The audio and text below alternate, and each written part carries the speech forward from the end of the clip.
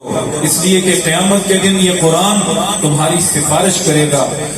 شفیعاً لاصحابہ کے الفاظ بولے میرے نبی نے.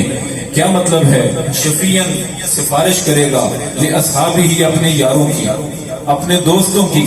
قرآن سفارش کرے گا اپنے چاہنے والوں کی، اپنے ساتھ رہنے والوں کی، صحبت پانے والوں کی. اب یہ صحبت کیا ہوتی ہے آپ بہت اچھا جانتے ہیں.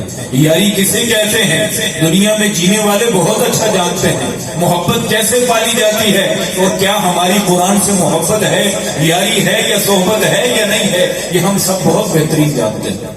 حضرت شیخ سعدی رحمۃ اللہ علیہ بہت دانا آدمی تھے، انہوں نے اس یاری کی تعریف کی ہے.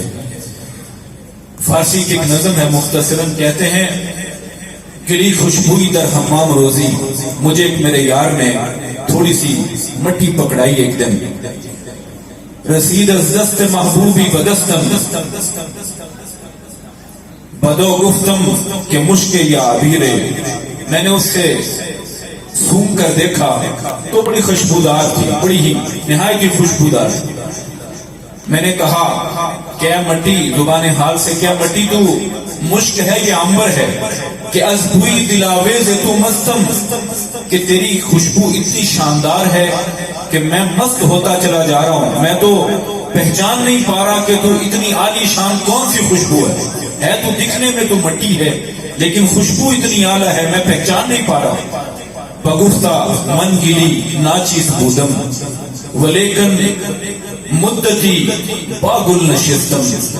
وہ مٹی بولتی ہے، امام کہتے ہیں مٹی زبان حال سے بولتی ہے بگفتہ من گلی ناچیز بودم، میں تو مٹی ہی ہوں، بیکار سی چیز ہوں، لوگوں کے قدموں تلے روندی جاتی ہوں.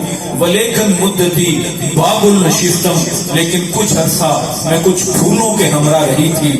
ان پھولوں کی وجہ سے کہتی ہے کمال ہم نشیں در من اثر کرد. یہ جو میرے اوپر خوشبو کا اثر ہے یہ میرے ہم نشیں کا اثر ہے. وگرنہ من ہما خاکم کے رستم، وگرنہ میں تو لوگوں کے پاؤں تلے روندی جانے والی ایک خاک تھی، مٹی تھی.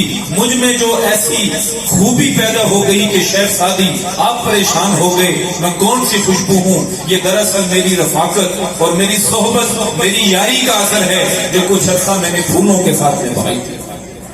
قرآن کی خوشبو ایک مسلمان سے کتنی آتی ہے؟